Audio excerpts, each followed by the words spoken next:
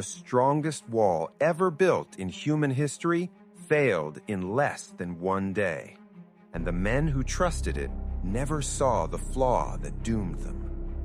For 4 years, Nazi Germany built a fortress across an entire continent. It stretched over 2,400 miles, from Norway to the Spanish border.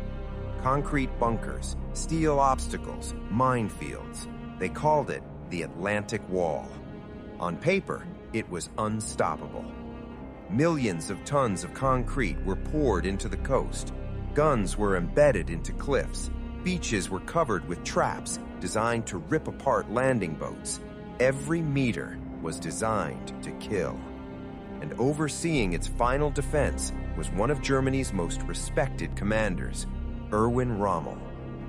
Rommel understood something others ignored. If the Allies landed successfully even once, the war in the West was over. So he doubled down.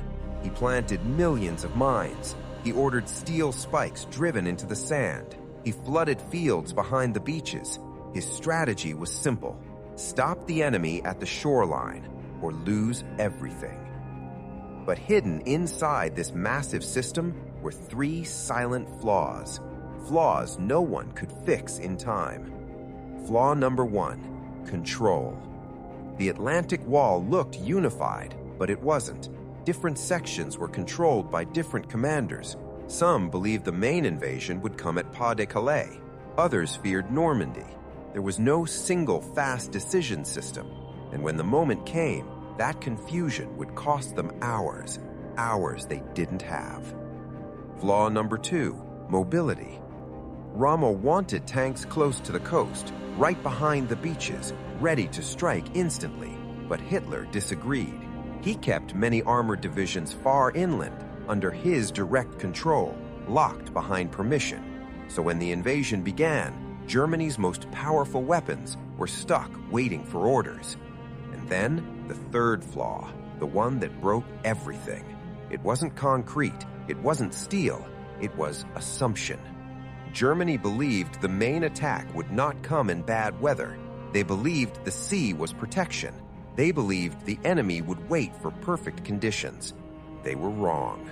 On June 6, 1944, in the middle of rough seas and heavy clouds, the Allies launched the largest amphibious invasion in history, D-Day. Before dawn, the sky filled with aircraft. Paratroopers dropped behind enemy lines. Bridges were seized. Chaos spread. German commanders were confused. Some thought it was a diversion. Others waited for confirmation.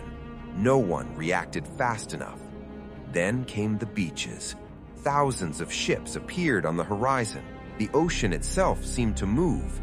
When the first soldiers landed, the Atlantic Wall did exactly what it was built to do. Men were cut down instantly. Landing crafts exploded. The sand turned into a battlefield of fire, especially at Omaha Beach, where defenses were strongest. But even there, something unexpected happened. Small groups of soldiers broke through, not because the wall was weak, but because it wasn't flexible. The defenses couldn't adapt, bunkers couldn't move, guns couldn't reposition, and once a single gap formed, it widened. Meanwhile, German tanks still waited. Some commanders tried to respond, but they needed approval, and Adolf Hitler was asleep. Hours passed before orders were given. By then, it was too late. Allied forces had secured footholds. More troops kept coming, more ships, more pressure. The Atlantic Wall, designed to stop an invasion at the edge, was now being attacked from within. By nightfall, the unbreakable fortress was broken. Not completely destroyed, but neutralized. The wall didn't fail because it was weak. It failed because it was rigid, because it relied on perfect assumptions, because it couldn't think, couldn't react, couldn't adapt. Germany had spent the equivalent of over $160 billion building it. Years of effort, millions of man-hours, and in less than 24 hours, its purpose collapsed. The lesson was brutal. No defense is stronger than its ability to adapt.